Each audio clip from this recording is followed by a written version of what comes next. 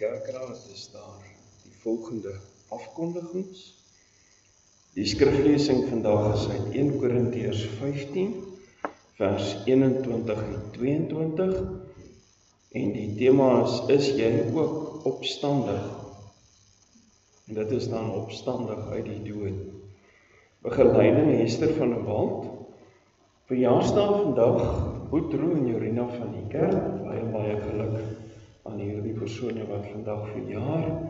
Mag dit 'n pragtige dag en 'n baie geseënde jaar wees. En dan môre Skyward Kraus, Otto Curtin en Vanay van den Heever. En die 22ste is Fanie Gous. Baie geluk met die verjaarsdag, mag dit werklik 'n pragtige dag en 'n geseënde jaar vir u wees. Koffie en tee.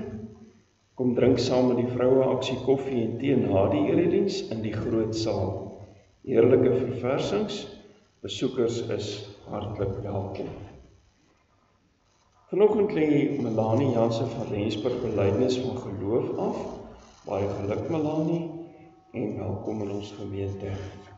En ons het ook verbondsonderrig vanoggend direk na die erediens. Die opening is in die belydennisklas. Dan het ons elke Sondagmiddag 5:00 aanlyn Bybelstudie. Nou dis nie so ingewikkeld soos dit klink nie. Jy moet maar net die naam van my gee dat ek kan op die groep sit en dan skakel ek maar net met 'n WhatsApp oproep die groep. En jy kan rustig saam Bybelstudie doen. Dis net ons gebruik net die klankfasiliteit. So jy kan selfs met die warm kombersie voor die vuur sit as jy wil. Jy kan rustig saam Bybelstudie doen, solank jy net dan die sein kan ontvang, solank jy die datasyne kan ontvang.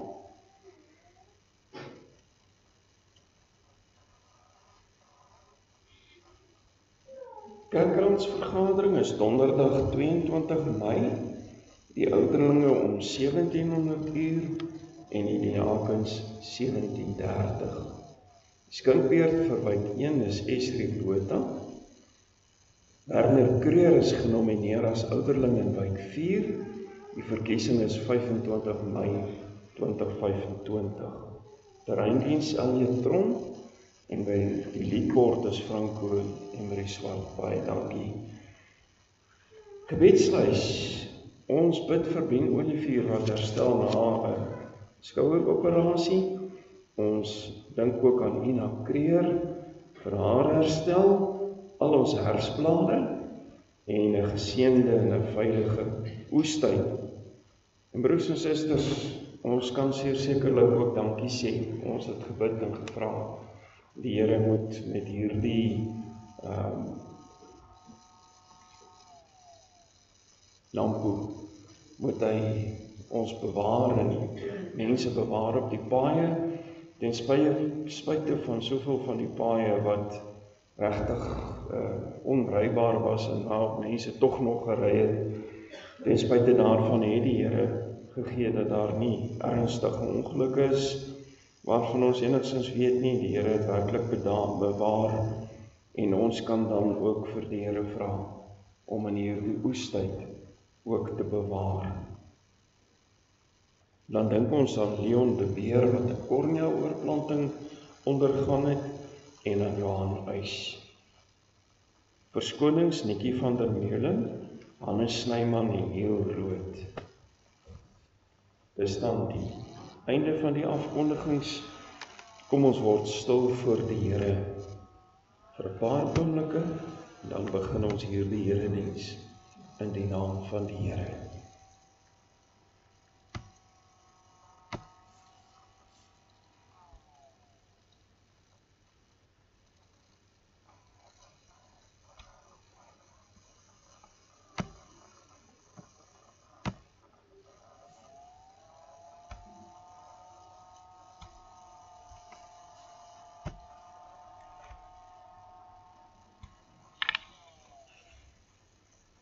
Heilig, heilig, heilig is die Here van die leerskare. Die hele aarde is van sy heerlikheid vol. Geliefdes, genade vir julle en vrede van hom wat is en wat was en wat kom, en van die 7 geeste wat voor sy troon is, en van Jesus Christus, die getroue getuie, die eerstgeborene uit die dode, en die owerste oor die konings van die aarde. Amen. Kom ons loof die Here, deur saam te sing Gesang 36, verse 1, 4 en 7, as ons loflied tot eer van die Here.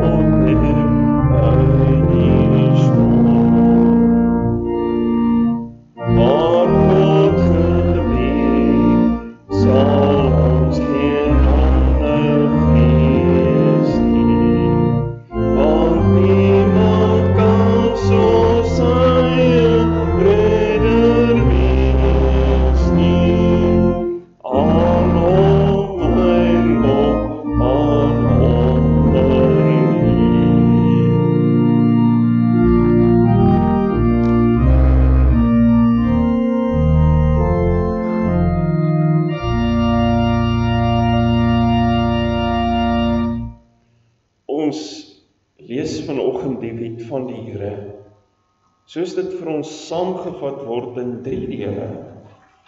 En dit is naamlik Deuteronomium hoofstuk 6 vanaf die 4de vers. Hoor Israel, die Here onse God is 'n enige Here. Daarom moet jy die Here jou God lief hê met jou hele hart en met jou hele siel en met al jou krag. En hierdie woorde wat ek jou vandag beveel, moet in jou hart wees, en jy moet dit jou kinders inskerp, en daaroor spreek as jy in jou huis sit, en as jy op pad is, en as jy gaan lê, en as jy opstaan.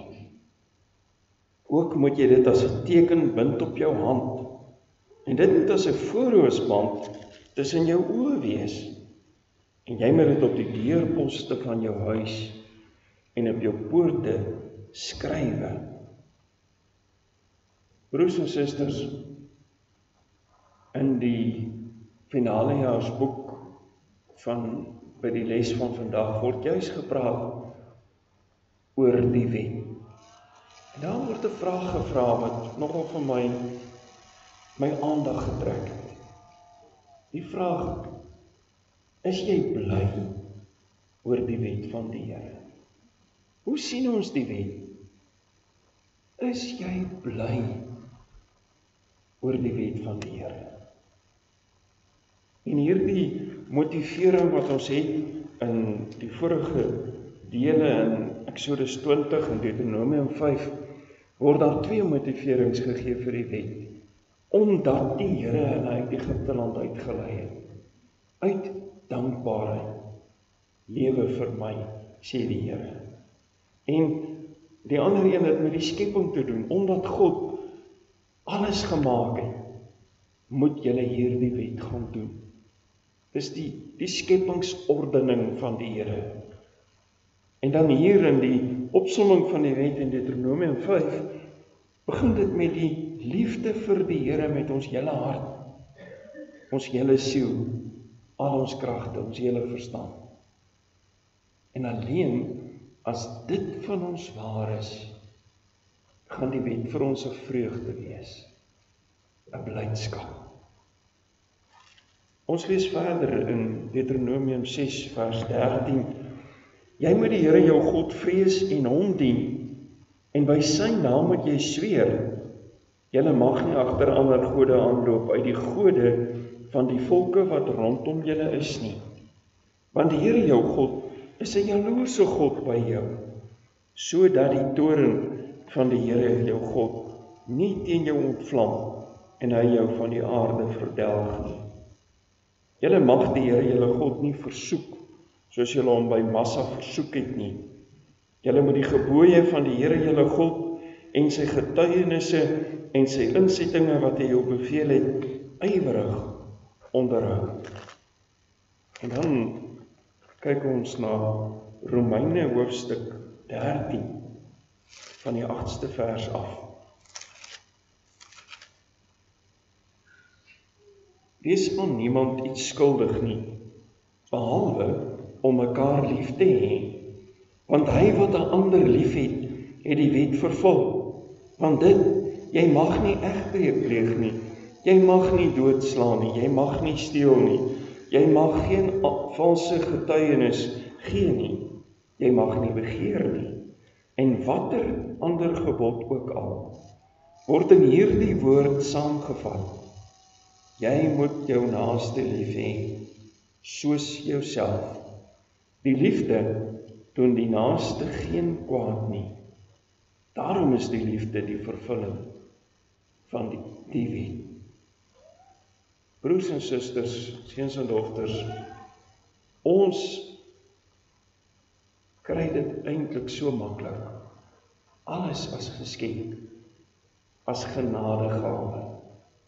Op 'n plek word gesê dat die Heilige Gees die wet in ons harte geskryf het.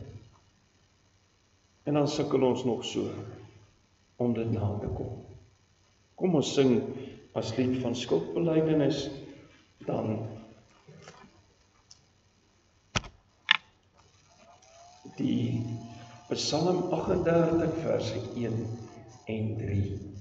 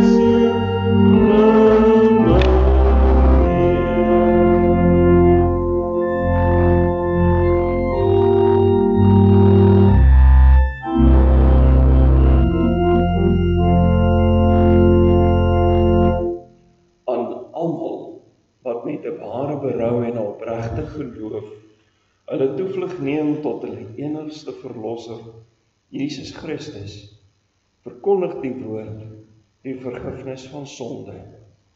Maar aan elkeen wat in die sonde volhard en die genade verwerp, verkondig die woord van God dat die toorn en die straf van die Here op hom sal bly, solank hy in die sonde bly lewe.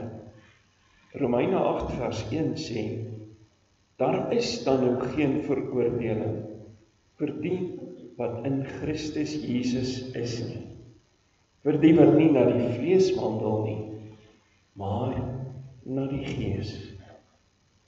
As mense wat dit glo, kom ons bely ons geloof in ons harte saam in die woorde van die 12 artikels.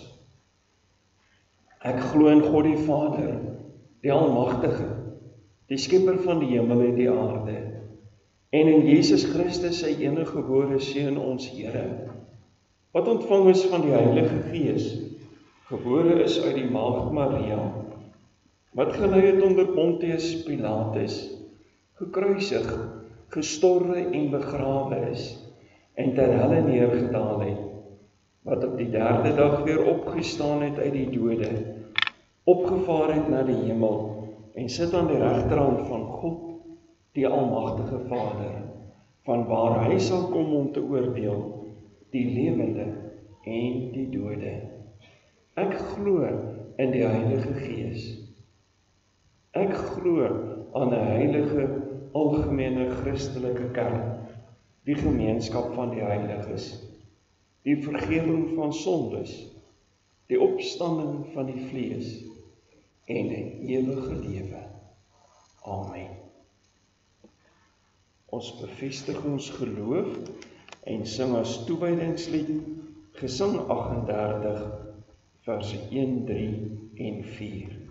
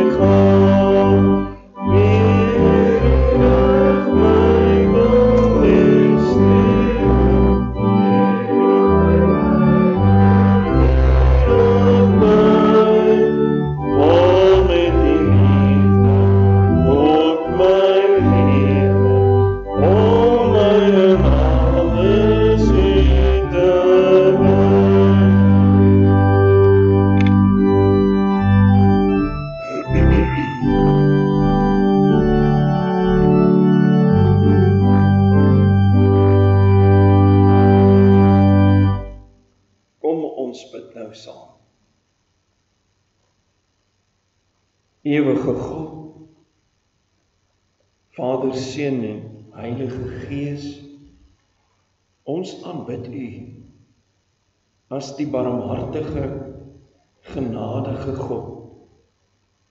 Die God wat mense roep uit die duisternis na die lig.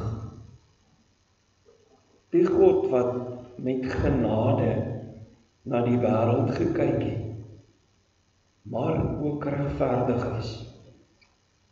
Ons bid dat U sal wees met elkeen wat in hierdie tyd siek is, elkeen wat by die huis verpleeg word, of wat herstel na operasies, wat herstel na prosedures, elkeen wat in hierdie week verjaar, ook elkeen wat besig gaan wees met die oestyd.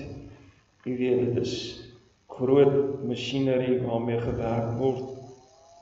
Ons vra dat u self elkeen van die kinders sal bewaar. En as dit mag wees, elkeen van hierdie omgewing, op die paaie, op die lande, waar ook al gewerk sal word. Ons vra dat u voorsiening genoeg sal wees, waar dit weer eens 'n baie moeilike jaar was, 'n deurmekaar jaar, dat u self vir die kinders sal voorsien, op verstommende maniere. Dankie dat ons op u kan reken. Dankie dat u die God van genade is, dat ons dan vrylik voor u mag by mekaar kom vandag.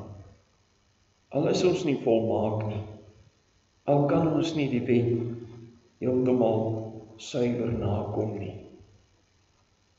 Maar dankie dat u die wet in ons harte geskryf het, die begeerte in u kinders wek om u te dien, sodat ons weet, ons sal ook op die ou end sal die werk wat u in ons begin het, voleindig.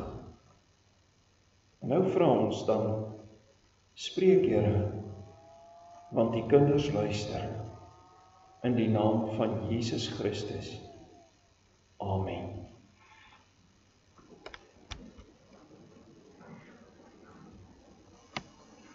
Ons gaan lees uit die woord van die Here vanoggend uit 1 Korintiërs hoofstuk 15.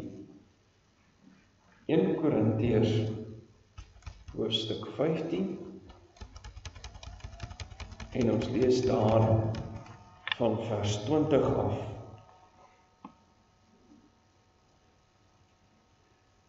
In hierdie gedeelte sien ons dat hier gepraat word oor die opstanding uit die dode.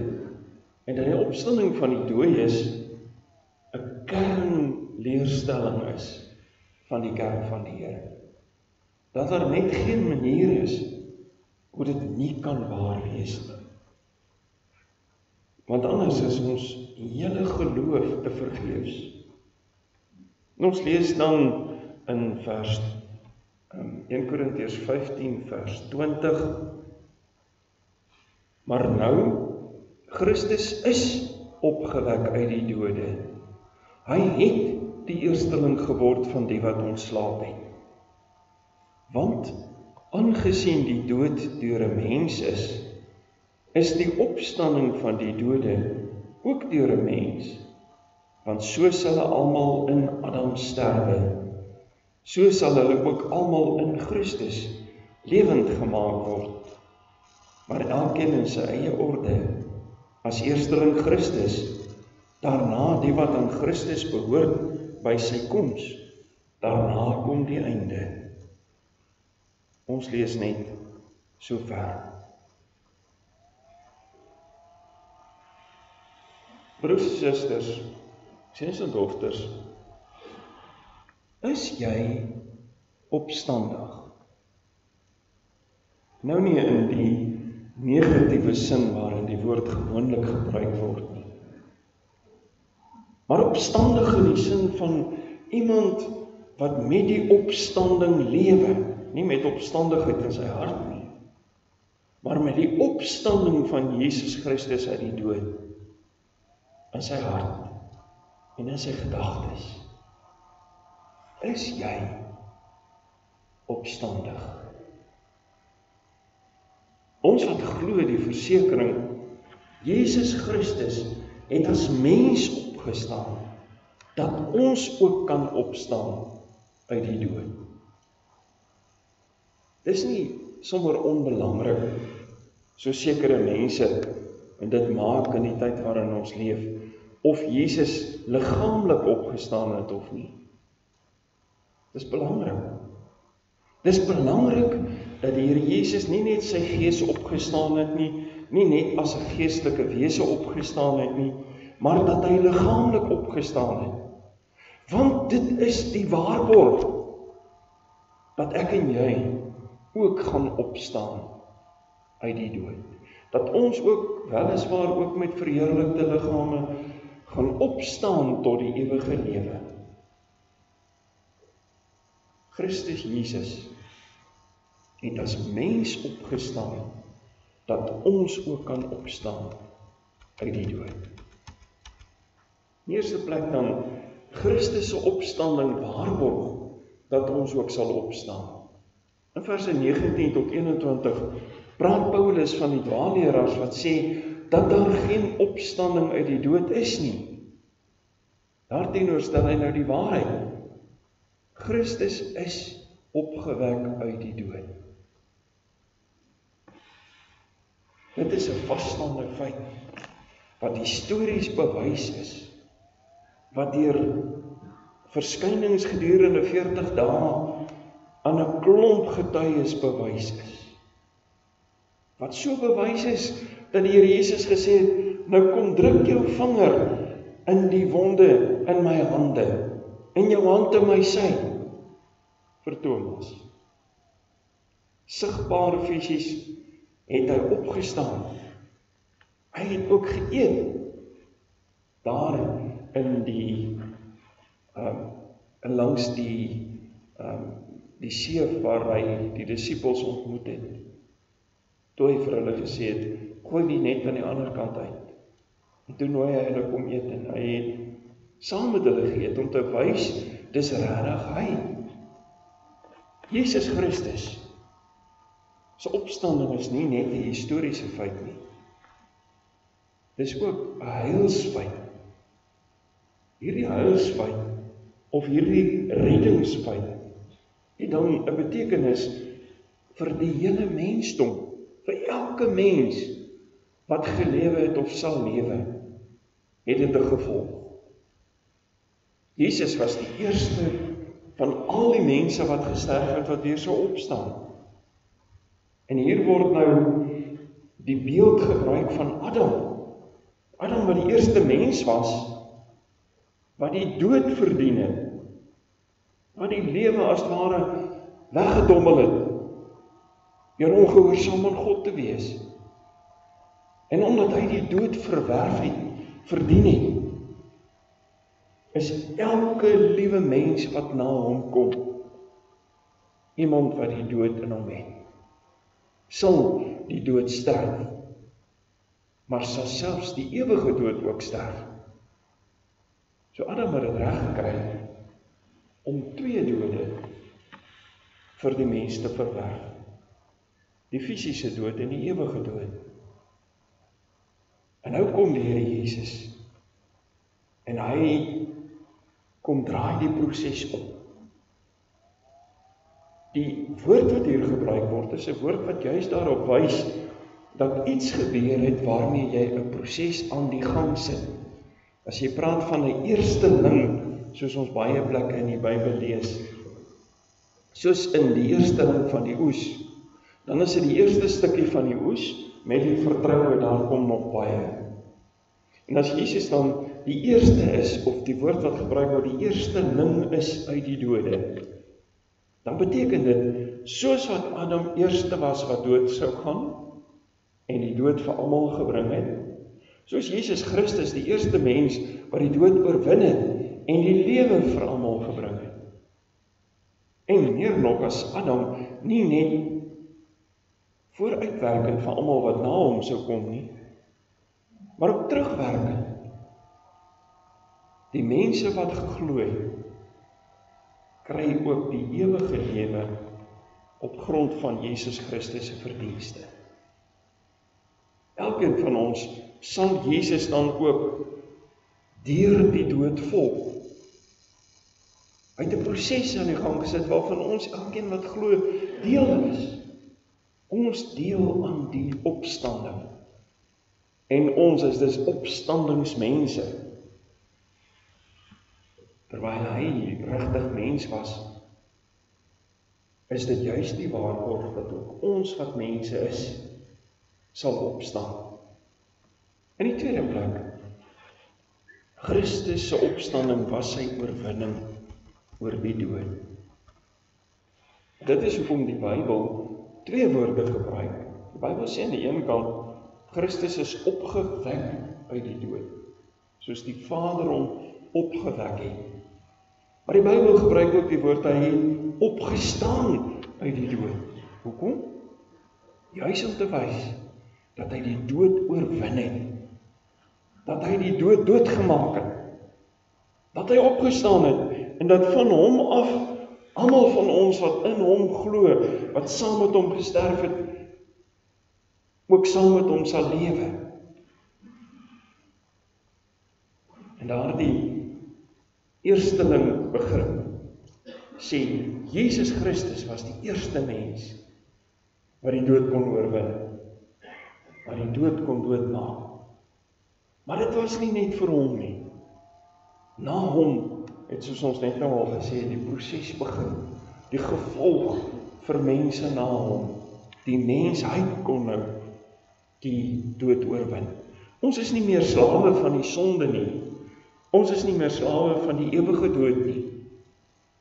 Maar ons sien al in die Ou Testament, waar ons net nou die opsomming van die wet gelees het, hoe dat hier gesê word, dat die liefde vir God, die motivering is vir die nakoming van die wet.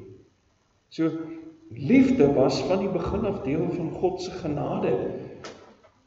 Maar hier kom die tweede Adam, soos hy op party plekke genoem word, as eersteling, eerste mens, hoof van die mensheid, wat die dood oorwin en die opstanding in die wêreld inbring. Nou bevryding uit die dood kon alleen geskied deur iemand wat werklik 'n mens was. Dis hoekom Jesus moes mens word. Maar hy moes ook werklik God wees om dit reg te kry om die dood te oorwin.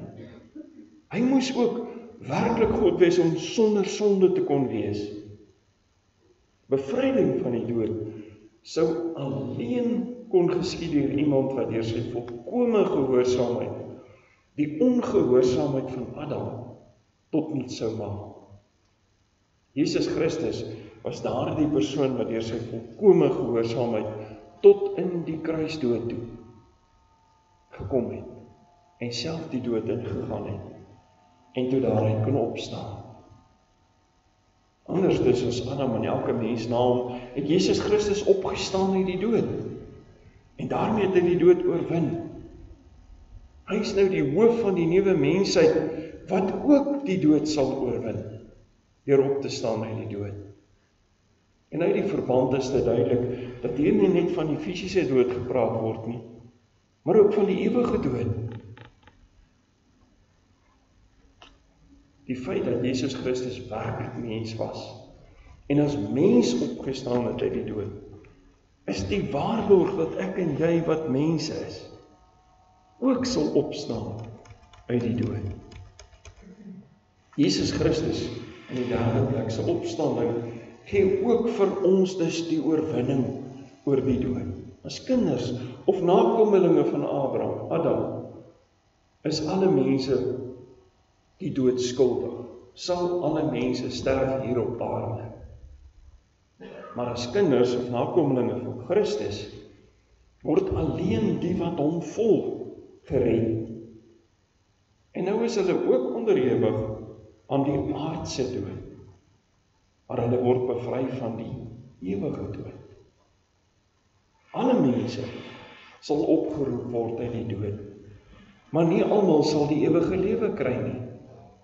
Ons almal was Adam se mense wat die dood geërf het, maar alleen die wat in Christus Jesus glo, is God se mense, Christus se mense, Christene, wat die ewige lewe sal erf.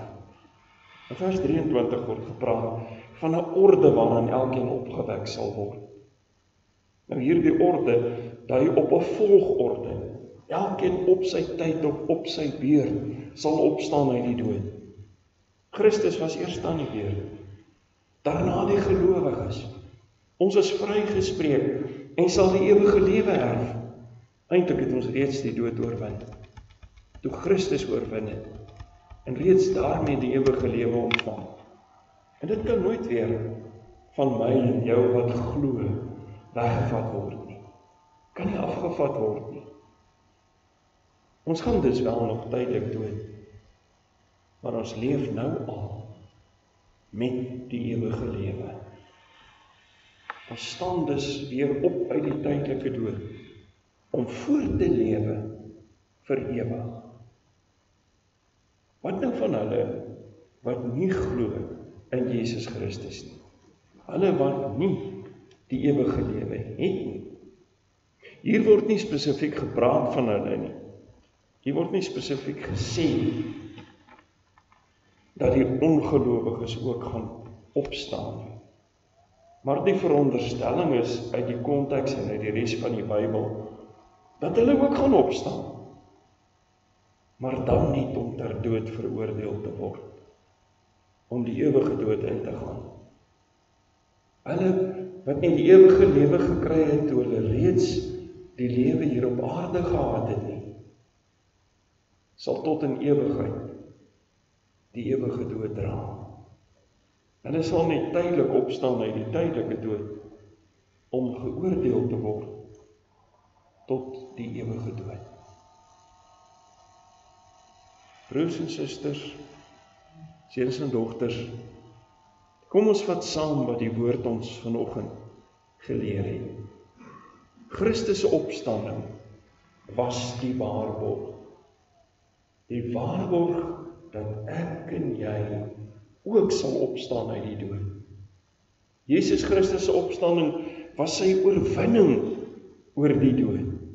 Jesus Christus se opstanding is ons waarborg van ons oorwinning oor die dood.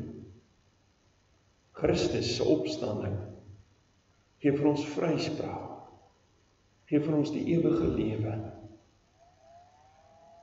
Sy opstanding uit die dood maak hom die eerste mens wat kon opstaan uit die dood. En omdat hy ons sonde betaal het, terugwerkend tot by Adam en vorentoe werkend vir elkeen wat glo, sal almal wat glo opstaan uit die dood tot die ewige lewe. Die Nederlandse geloofsbelijdenis artikel 19 sê dat die Here Jesus waarlik God was en ook waarlik mens. Hy het 'n skepsel gebly met 'n begin van daal en 'n eindige natuur. Dis waarom hy kon doodgaan. Alhoewel hy daarin deur sy opstanding onsterflikheid gegee het, het hy tog die waarheid van sy menslike natuur nie verander nie. Omdat ons saligheid en opstanding ook van die waarheid van sy liggaam afhanklik is. Jesus Christus het dus uit die dood opgestaan met 'n menslike liggaam. En dit is die waarborg dat ons sal opstaan uit die dood. Glo jy dit?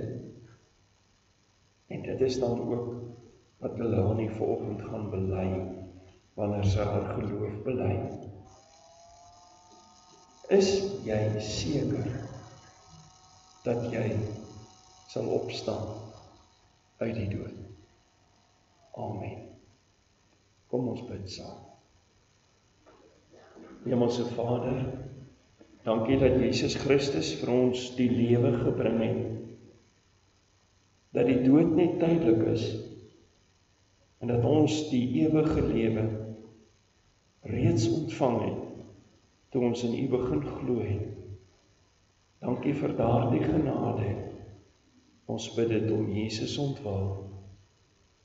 Gee dat ons hierdie sekerheid in ons lewens sal gaan wys, sal gaan lewe om Jesus ontwil.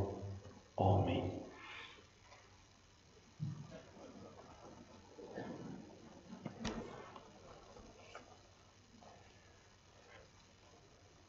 Ek wil vra dat Melanie Janse van Rensburg hier voor die kansel sal verskyn asseblief.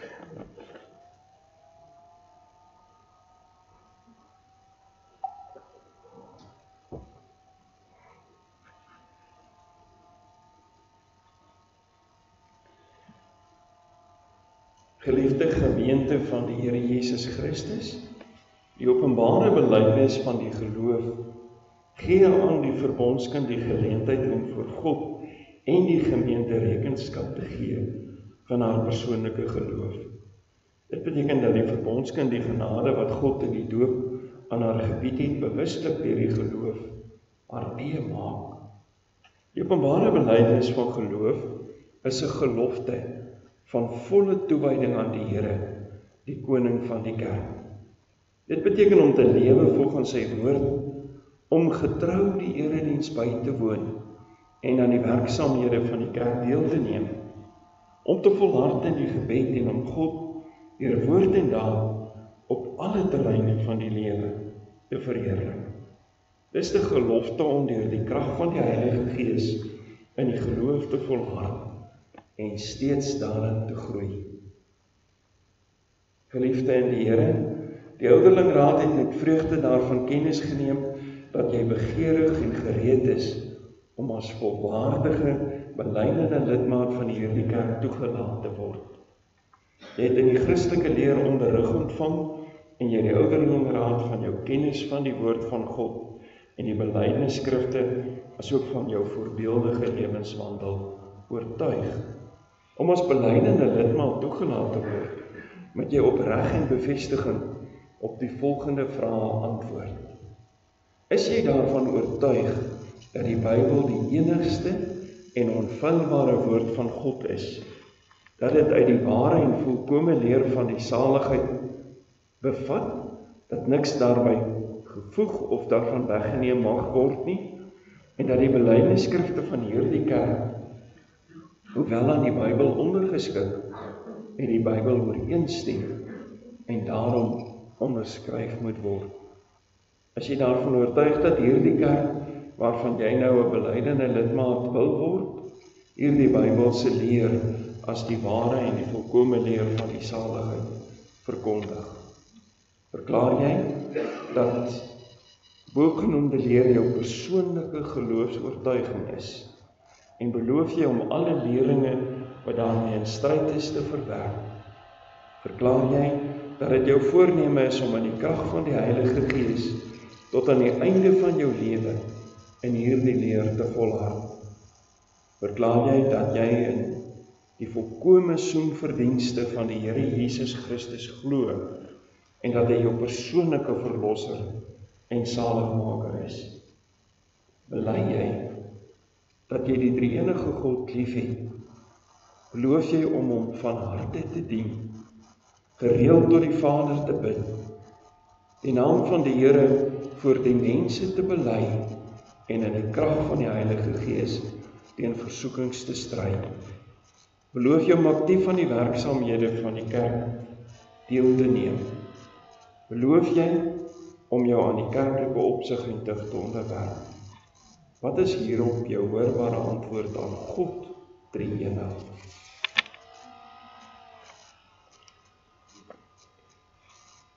Geliefdes in die Here Jesus, vir die bediening van die doop, moet ons die volgende weet en met ons hart daarom vertrou. Die doel van die doop. Ons bedien die doop omdat die Here God 'n verbond van genade met die gelowige mens opgerig het. Reeds vir Abraham het die Here gesê, ek sal my verbond oprig tussen my en jou nageslag na jou, in hulle geslagte as 'n ewige verbond, om vir jou 'n God te wees en vir jou nageslag na jou. In die Ou Testament het die Here die besnydenis en die Pasga as tekens gegee dat die verbond geldig is. Daarna het Christus gekom en hierdie ooreenkoms in sy persoon en deur sy verlossingswerk op 'n nuwe en 'n finale wyse bevestig. As teken en waarborg hiervan het hy die doop en die nagmaal gegee. Die doop het in die plek van die besnydenis gekom, soos die nagmaal in die plek van die Pasga. Die Here Jesus Christus het voor sy hemelvaart aan sy disippels die opdrag gegee om die doop te bedien. Hy het gesê, gaan daarheen, maak disippels van al die nasies en doop hulle in die naam van die Vader en die Seun en die Heilige Gees en leer hulle om alles te onderhou wat ek julle beveel het. Elke verbond het twee kante. Van sy kant het die Here hom deur hierdie verbond verbind om ons God te wees en ons te seën. Hy vereis egter van ons dat ons hom uit dankbaarheid en gehoorsaamheid sal dien. Die doop in die naam van die drie-enige God, Vader, Seun en Heilige Gees is ryk aan betekenis. Hierdie doop in die naam van God die Vader verseker hy ons dat hy as Vader ons in sy genadeverbond insluit en tot sy kinders aanneem. Verder leer die Bybel ons dat ons en ons kinders in sonde ontvang en gebore word. Ons kan die koninkryk van God alleen beerwe indien ons weergebore word. Hierdie doop in die naam van God die Seun word ons aan Jesus Christus as die Seun van God verbind. Sy bloed was al ons sondes af. Die doop is 'n teken en 'n bevestiging van die belofte van hierdie afwassing. Die doop verkondig dat ons ou sondige mens saam met Christus aan die kruis gesterf en saam met hom begrawe is, maar dat ons deur sy opstanding weer lewend gemaak is, sodat ons vir die sonde dood is en vir God in Christus lewe. Die doop is 'n teken van ons inlywing as lidmate in die kerk van Christus, waar ons as lewende lidmate moet leef. Hierdie doop in die naam van God die Heilige Gees gee God aan ons 'n dubbele versekering. Hy woon deur sy Gees in ons en regeer en vernuwe ons lewens daagliks. Die verpligting van die doop. Die doop van volwassenes mag slegs bedien word as hulle die evangelie glo en belydenis doen van hulle sonde en van hulle geloof in die drie-enige God. Jy as volwassene mag verder net gedoop word indien jy deur die werking van die Heilige Gees bely dat jy in Jesus as jou verlosser glo.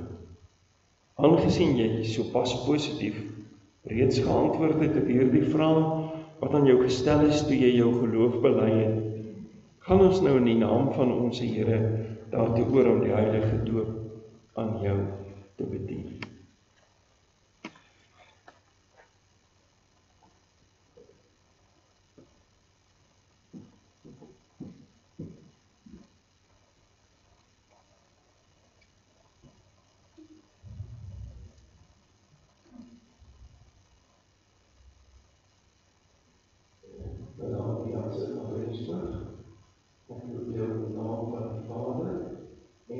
Seun en van die Heilige Gees. Amen.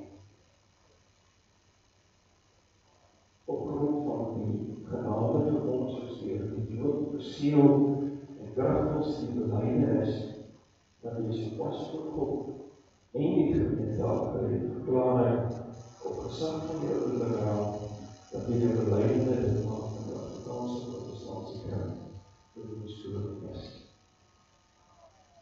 Geliefde gemeente, God het hierdie lidmaat aan die gemeente toegevoeg om as lid van die liggaam van Christus organes en talente te wy aan die hoof van die kerk Jesus Christus.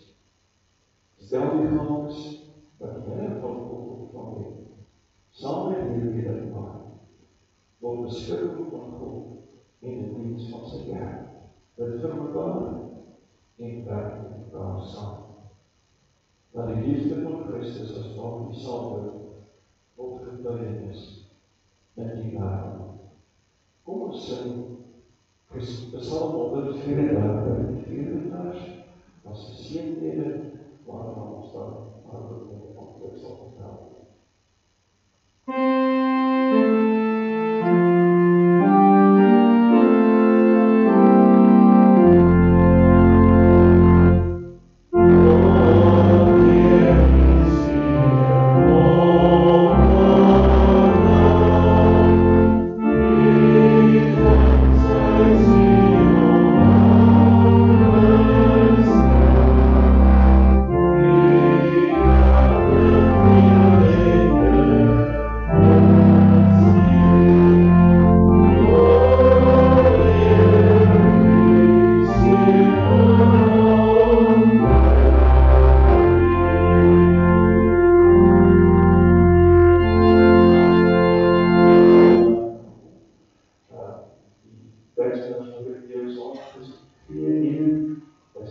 Johannes 3 vers 1, kyk wat 'n groot liefde die Vader aan ons bewys het, dat ons kinders van God genoem word. Baie dankie.